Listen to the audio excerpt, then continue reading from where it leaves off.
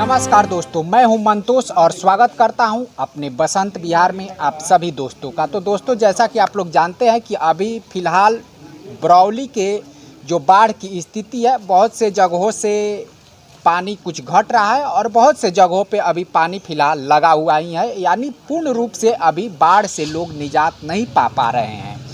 जो community kitchen है चल रहा था, लेकिन वो अब बंद कर दिया गया है। जो जनता है वो कुछ जनता के भरोसे ही जी रही है, यानी जो समाज सेवी जनता है वो उन जो बाढ़ पीड़ित है उन लोगों को जो राहत सामग्री दे रही है, उसी के आधार पर उन लोगों का जीवन कट रहा है।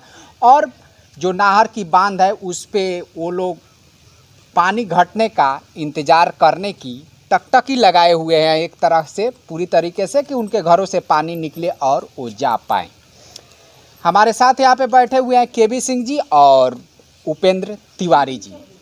हम आज जो बरौली की बाढ़ की विषय है, हालांकि इस पे तो हम कई वीडियो बना चुके हैं, लेकिन आज भी वीडियो वही है और सवाल भी हमारा वही है कि केवी चा, पहले आप बताएं कि इस बाढ़ के लिए किसे जिम्मेवार ठहराया जाए। जो बरौली में देवापुर का बांध टूट गया, कहीं ना कहीं लचर स्थिति होने की वजह से बांध टूट गया, इसको लिए किसको जिम्मेवार ठहराया जाए और उस जिम्मेवार व्यक्ति पे क्या कार्रवाई हो रही है। जो इतने लोगों के, मान लीजिए कि संपत्ति का या जान के, आपको बता देना चाहते हैं केवल बरौली में 12 लोगों की जान गई है, 2 लोगों की सर्पदंश से जान चली गई है और 10 लोग डूबकर मर चुके हैं इस पूरे बरौली में बाढ़ के प्रकरण में।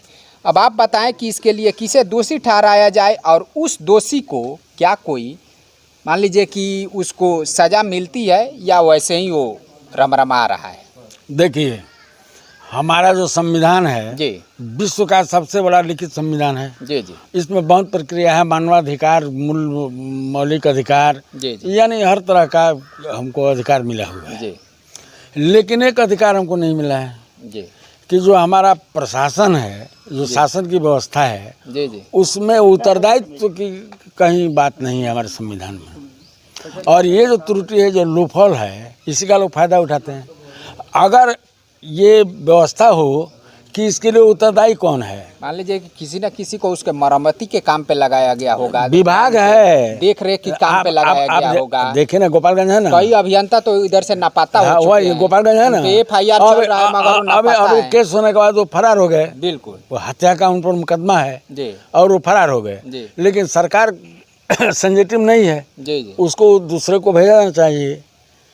जी अगर शासन को दायित्व दिया गया होता जी, कि इस स्तर का काम शासन को करना है, बहुत जान माल की हत्या, जान माल की खतरा है ना, जी, बाढ़ तो बहुत बड़ी विभीषिका लेके आती है, तो इसके लिए सरकार को सजग होना चाहिए था। लेकिन पूरा प्रशासन सोया हुआ है, इसलिए सोया हुआ है कि उत्तरदायित्व तो नहीं है। जिन पर उत्तरदायित्व तो होता वो इसके लिए दंडित होते। जी। कौन दंडित हुआ बताइए ना, कोई दंडित हुआ है? और नहीं किसी के दंडित होने का चांस है इसमें फिलहाल। मान लीजिए कि प्राकृतिक आपदा मानकर, और लोग ये तो प्राकृतिक आपदा है, इसीलिए ना आप हैं जी, दूसरा आपका काम कौन है, आप किस लिए हैं? तो इसमें दोषी तो नजर आ रहा है, लेकिन उसके सजा की कोई प्रावधान नहीं है। दोषी तो है लेकिन वो उत्तरदायी नहीं है।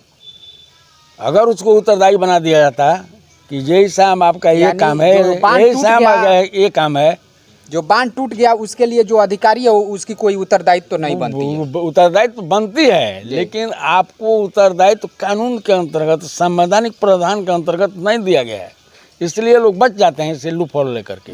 लेकिन अगर उसको बाइंडिंग कर दिया जाए, बना दिया जाए संविधान में संशोधन करके कि आप जिस काम के लिए हैं, इसके लिए आप उत्तरदायी हैं, आपको इस काम को करना है।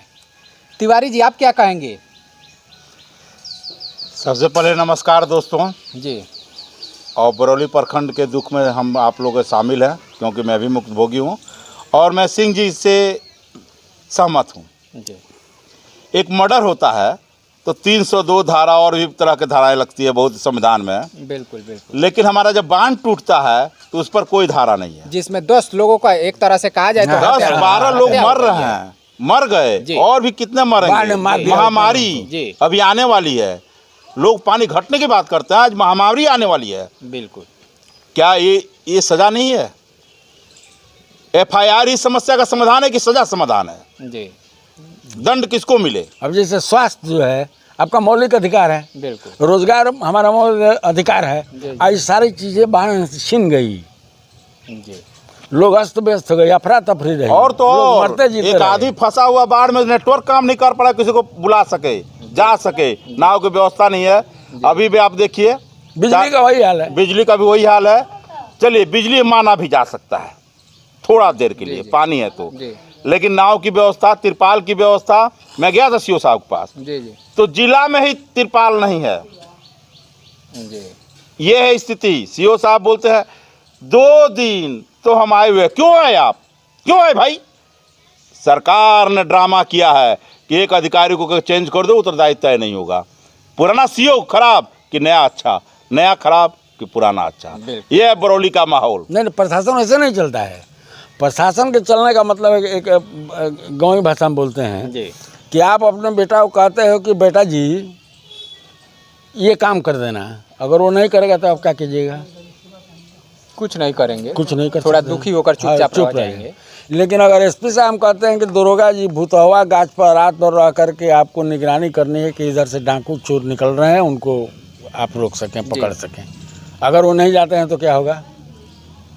जी उन पर कार्रवाई होगी, होगी। सस्पेंड होंगे। जी तो प्रशासन का ये काम है। सीओ साहब कुर्सी बदलने से, आदमी बदलने से जो व्यवस्था है वो तो बदल नहीं नहीं बदल गई। जाती इसलिए है। 2 दिन से आए हैं कि 4 दिन से आए हैं, ऐसा कहना ठीक नहीं है। जी बात थोड़ा कर लेते हैं कि कौन कौन से हमारे यहाँ पंचायत जो है वो पेट वो बेचा का बात है। बाढ़ग्रस्त घोषित हुए हैं, और कौन कौन से मान लीजिए कि आंशिक हुए हैं, और इनमें से बहुत से हैं जो देखिए, इस तरह से नहीं भी देखिए, हुए हैं, जो बाढ़ पीड़ित सीओ नहीं साहब ये भी क्लियर करके नहीं बता रहे हैं। हैं। जी दुख का विषय है। जी उनका सिर्फ इतना कहना है कि 7 पंचायत, नगर पंचायत को लेकर, जी यहाँ नगर पंचायत भी है। नगर पंचायत को लेकर जिसमें 21 वार्ड है जी जी और 23 पंचायत है, तो 7 पंचायत नगर पंचायत को लेकर पूर्णतः बाढ़ग्रस्त घोषित यानी किया गया। पूर्णतः जिसमें 6-6 हजार रुपया हर परिवार को दिया जाएगा। जी राहत का। राहत का। उसके और- बाद में 13 जी आंशिक, कौन है भाई 13, और 4 जिसमें जिसमें मान लीजिए कि बाढ़ गया ही हवा में। बाढ़ कैसे नहीं गया? बरसात में ही नष्ट हो गया। जी। ये पानी का दबाव कहाँ नहीं है? 4 पंचायत है। हर गांव का, जैसे मान लीजिए कल्याणपुर पंचायत है, जी। ये कल्याणपुर गांव को ही लीजिए। जी कल्याणपुर गांव का आवागमन बंद। पश्चिम जाइए, पंचायत सरकार भवन के का रोड टूटा हुआ है। बिल्कुल आप उस दिन देखे ना, गांव में लोग मछली मार रहे जी, थे, जी। संजोग से आप आ गए जी, थे। जी, जी। तो हर तरह पानी लगा हुआ जी। है। गांव के लोग अपना वो जेसीबी लगा उगा करके काट काट के कहाँ से निकाल रहे हैं। अच्छा, तो लोगों के घर में पानी ढुका हुआ है, जी। और आप कहते हैं कि ये आंशिक है, आंशिक भी नहीं है। मंत्री, क्या सबसे है? बड़ी बात सुनिए। सबसे पहले नहीं, हम सबसे इसको बड़ी बात थोड़ा सुनिए। डिफाइन कर लेते हैं कि ये आंशिक का मतलब क्या होता है। आंशिक मतलब यानी उसके कुछ क्षेत्र ऐसे हो सकते हैं जो बाढ़ में डूबे हुए हो, उसी को कुछ परिवार वो कहते हैं कि डूबे हुए उसी को बाढ़ पीड़ित मान रहे जिनके हैं। घर में पानी नहीं घुस नहीं, गया। सरकार का मेरा ये कहना है कि कौन सा मापदंड में घोषणा किया है? घर ढह जाए तो, जी अगर किसी का घर ढह जाए, लोग मर जाए, तो बाढ़ घोषित होगा जी जी कि फसल पर होगा? क्या सुविधा है? 6,000 माने क्या होता है? नहीं चाहिए सरकार से 6,000 रुपया। राहत अपना रख लें, नहीं रख लें, लेकिन मूलभूत सुविधा दें। राहत का है, जितना बर्बाद हो जा रहा है पब्लिक का, उतना तो सरकार उसकी भरपाई कर नहीं पाएगी। जय साहब का सस्पेंड होगा, उनका नौकरी बर्खास्त होगा, सीओ का बर्खास्त होगा, जवाबदेही तय कौन करेगा? मुख्यमंत्री जी रिजाइन देंगे। सुशासन करके आए हैं। अभी कुछ दिन पहले आए थे देवापुर, जल जीवन हरियाली को लेकर। अरे जल तो है, जीवन हरियाली कहाँ गया है? उनको शायद पढ़ाई भूल हो गया। बोलते हैं जेपी आंदोलन के हम लोग प्रोडक्ट हैं। शर्म आता है उस महान आदमी का नाम पे लोग ब्लैकमेल करके राजनीति करता है। चलिए, तो इसके लिए जो ये आंशिक है या 4 पंचायत नहीं आता है, तो इसके लिए आप कुछ करेंगे? 3 दिन के बाद हमारा धरना होने जा रहा है। हमने कहाँ बात पे? भी किया है ब्लॉक पर। पूरा प्रखंड हमारा घोषित होना चाहिए। किसान मर रहा है जी, तो पूरा प्रखंड बाढ़ग्रस्त घोषित होना चाहिए। इसमें सभी परिवारों को लाभ मिलना चाहिए। तो उनको नोटिस कर दिए। आज हम चिट्ठी लिख के करेंगे। हम ऐसे मुंह से बोल दिए हैं जी, ठीक है। कुछ लोगों को भी बोल दिए हैं, जी जी लेकिन अब रूल के अनुसार, संविधान के अनुसार जी आवेदन देना होगा, परमिशन लेना होगा। जी जी। और देखिएगा, ये सरकार परमिशन नहीं देगी। नहीं देगी। जी कोरोना कोरोना कर रहा है, एक दिन में पॉजिटिव हो जा रहा है 23 हो, और 3 दिन के बाद में नेगेटिव हो जा रहा है। ड्रामा का खेल बना हुआ है। खैर वो कहीं अलग कुछ है। मैटर है, कहीं कुछ ठीक है। खैर वो अलग और मैटर है मेडिकल कि टीम मान का सुन लीजिए मंतोष जी, हम लोग घूम रहे हैं ना, आप भी घूम रहे जी। हैं। मेडिकल टीम आती है, बघेजी पंचायत में पचरुखिया गांव में गई, एक तो छोटा सा इलाका में घूम कर निकल गई, पूरा गांव वंचित। ऐसे हर जगह खाली थोड़ा सा जगह जाकर टच करके खाली खाना पूर्ति किया जा रहा है। जी। अरे हॉस्पिटलें बीमार है, हम लोगों ने लिखा था। चलिए हम एक सुअर खोबाड़ बना एक हुआ बार है। इस पे बात कर लेते हैं कि जो बरौली में अभी फिलहाल कहाँ कहाँ पे पानी का जल जमाव अभी लगा हुआ है। तो आपके पंचायत बघेजी में अभी क्या स्थिति है? बघेजी पूर्ण डूबा हुआ, थोड़ा बहुत कहीं कहीं से पानी निकल रहा है। अच्छा, और जो उधर के क्षेत्र है मोहम्मदपुर, उसके बाद मोहम्मदपुर नीलामी में है, बिशुनपुरा में है, जी, और जो नेशनल के उस पार के सरेया क्षेत्र भी है है, उसमें से सरिया शायद नरेंद्र है। जो नेशनल के उस नेवरी पार के वगैरह। क्षेत्र हैं। हमें एक बात नहीं समझ में आ रहा मंतोष जी, कि आप कहला देख रहे हैं, धार कैसा है। मुख्यालय से हम लोग कट गए। हम्म, आप जब जाइएगा तो मेन पथ जो है बरौली माझी पथ, कठैया पुल के पास, कठैया पुल बोला जाता है, वहाँ कट गया है। जी जी। वहाँ से कोई 4 चक्का गाड़ी नहीं जा पाएगी। मैं पूछना चाहता हूँ सरकार से कि पेशेंट क्या सिर्फ कोरोना से ही है कि और दूसरी बीमारी है? डिलीवरी केस वाले हमारे यहाँ से खाट पर ले जाया गया है। ये है दिन, यही है क्या विकास? यही विकास है, खाट पर एक पेशेंट जा रहा है और जाके फिर रोड पार करके फिर गाड़ी को बुला के जा रहा है। उसको तुरंत मरम्मत उनको करना चाहिए था।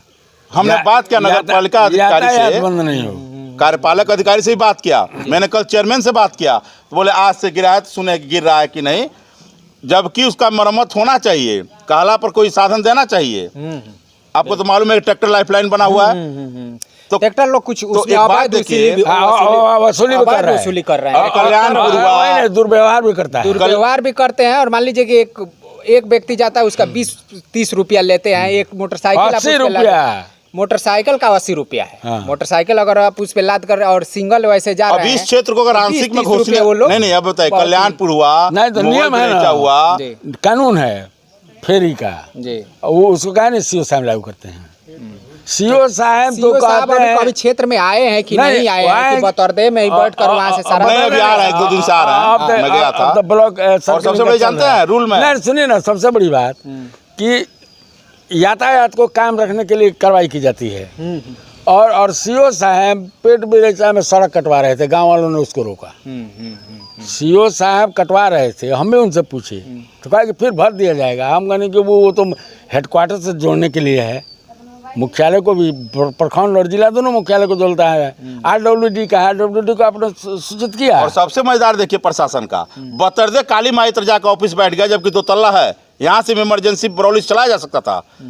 लेकिन प्रशासन जान के भाग गया कि पब्लिक पहुंचे नहीं, आवाज पहुंचे नहीं। चलिए, वीडियो हमारा लंबा भी हो रहा है। अब इस पूरे प्रकरण पे अभी बाढ़ की जो पानी है, मुझे लगता है कि 10 दिनों के नीचे मुझे लगता है कि अभी बाढ़ से लोगों को निजात नहीं मिलने वाला। इस क्षेत्र के बांध के एरिया के जो भी क्षेत्र निजात कहाँ, महामारी का बुलावा है। और उसके बाद से इसमें हो सकता है कि जो सरकार है उसे अभी मेडिकल की पूरी तरीके से दुरुस्त व्यवस्था करनी पड़ेगी, क्योंकि उसके बाद से महामारी का डर है। महामारी का भी कुछ बहुत हद तक इसमें चांस बन जाता है कि जो भी पानी में अभी 99% डूबे हुए क्षेत्र हैं वहाँ पे महामारी का भी बहुत प्रबल स्थिति बन जाती है। तो इसको देखते हुए सरकार को ये भी सुनिश्चित करना पड़ेगा कि जो भी मेडिकल संस्थाएं हैं उसको दुरुस्त करें। इसको अभी ठीक होने में पानी को, जिस बाढ़ को कहते जी। हैं, महीनों लगेगा जी। अच्छा, एक और चीज़ देखिए, धमई नदी क्यों नहीं साफ हो रहा है? आपके थ्रू हम आवाज़ उठाना चाह रहे हैं। गंडकी क्यों नहीं साफ हो रहा है? नहीं, सरकार कहती है बाबा कि नदी से नदी जोड़ो, तो जुड़ा हुआ है। जो प्राकृतिक रूप से पहले ही से जुड़ा है उसको आपने ही सरकार ने बंद कर दिया। अब बताइए, वो बंद कर दिए हुए हैं तो बाढ़ रुकेगा? अरे न ये वाजपेयी के रास्ता में चलेंगे, न जेपी के रास्ता में चलेंगे किस रास्ता में हमें समझ में नहीं आ रहा है। और कांग्रेस तो दोषी आई है। एक ही बात कहते हैं, इनको मरते मरते भी कांग्रेस का सपना आता है।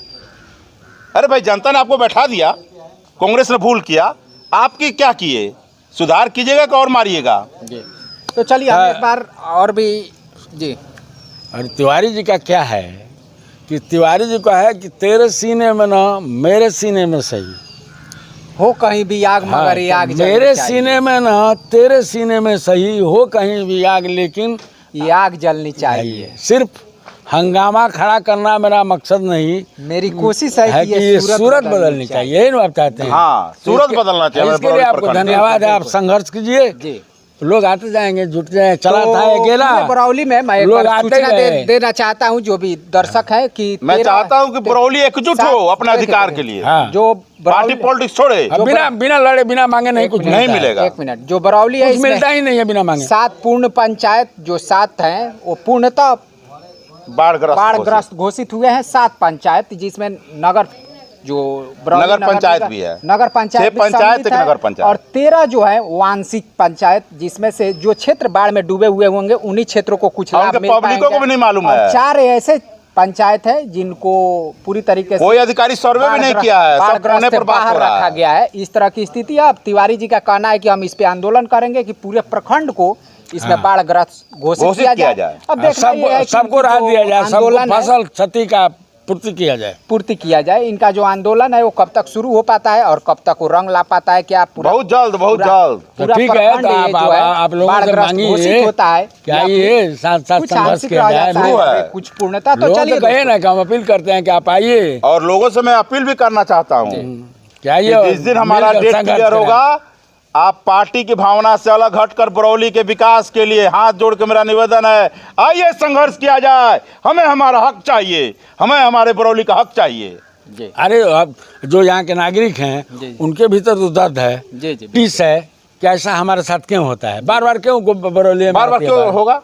तो चलिए दोस्तों, इसी के साथ हम अपने वीडियो को यहीं पे समाप्त करते हैं। हम फिर मिलेंगे अगले वीडियो में अगले टॉपिक के साथ। तब तक के लिए नमस्कार। नमस्कार, जय हिंद। जनता